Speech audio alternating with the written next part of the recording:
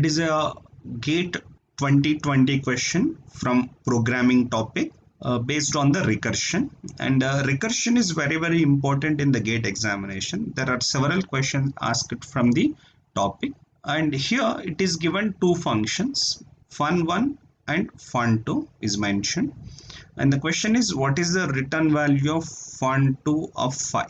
Here fun2 recursively calling fun1, so that this kind of problems can be solved using a recursion tree.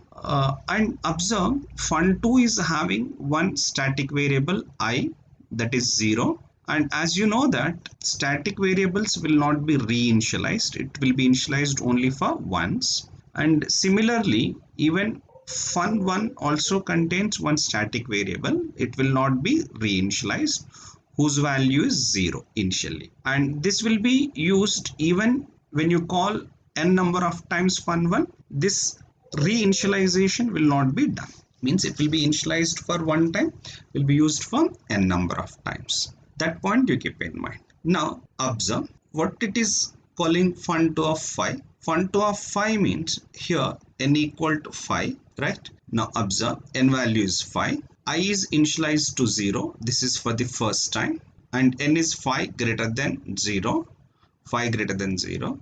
So the first statement is I equal to I plus fun1 of n, that is 5. Okay, this statement is going to be executed. Then fun2 of n minus 1. So it is going to call fun2 of n minus 1 means 4. Then next one, return I. Return I means first this statement is going to be executed, then this statement, then return I.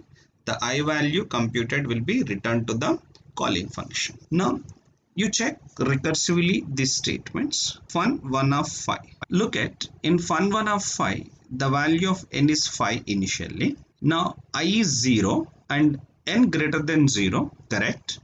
Plus I is going to be incremented to 1. Fun1 of n minus 1 means again it is recursively calling fun1 of 4 and return I.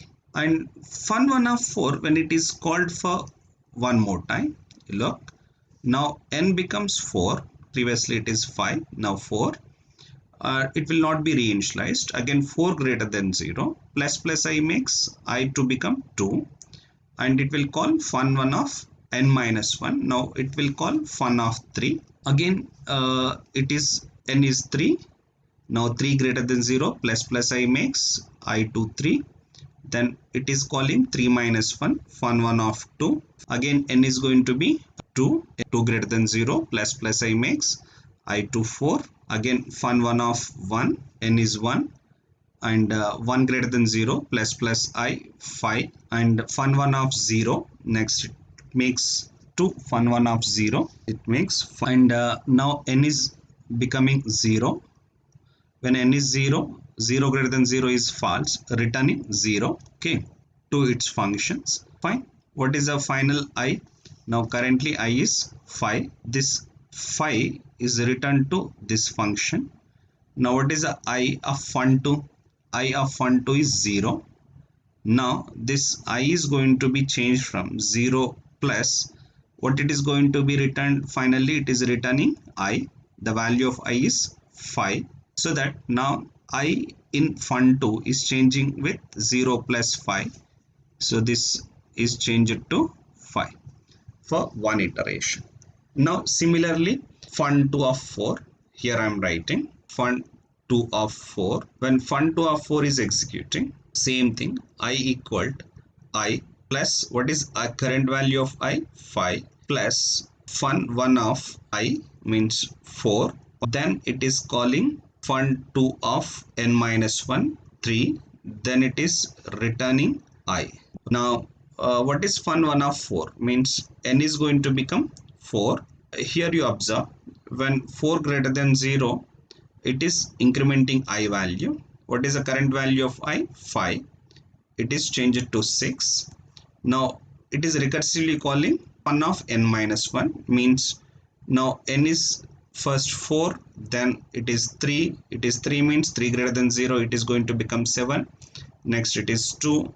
2 greater than 0 means it is going to become 8. Next is 1 greater than 0, so that it is going to become 9. Then it becomes 0 means it returns 0. So means on completely it is returning to this function.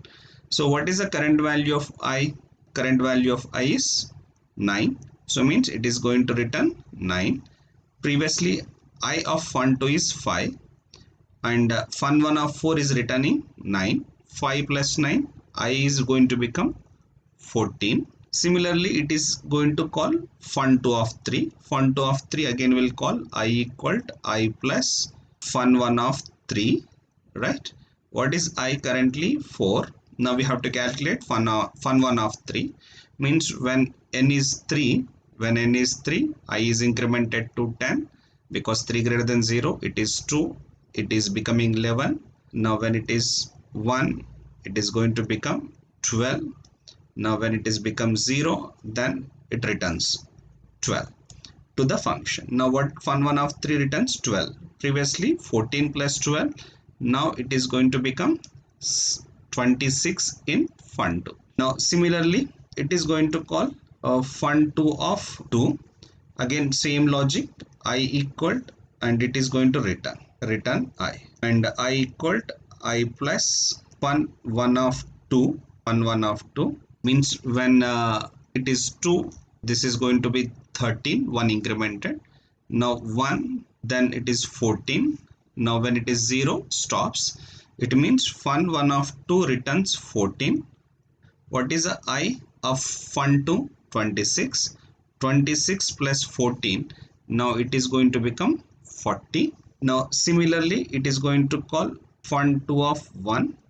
Same thing, fun2 of 1 makes I equal to I plus fun1 of 1.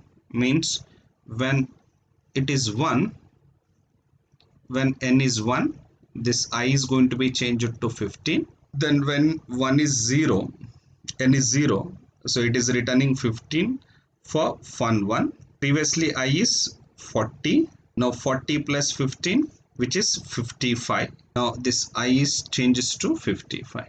Now this 55 is returned to the calling function in this way. Means return 55. Again I is return 55 to here. Now after fun2 4 executed, I value is 55. That 55 is returned from this point to the calling function. So after execution of fun2 of 5, what value is returned by fun2 of 5? 55. Okay. What is fun2 of 5? It returned 55. So 55 will be the answer. This one you can better understand using recursion tree.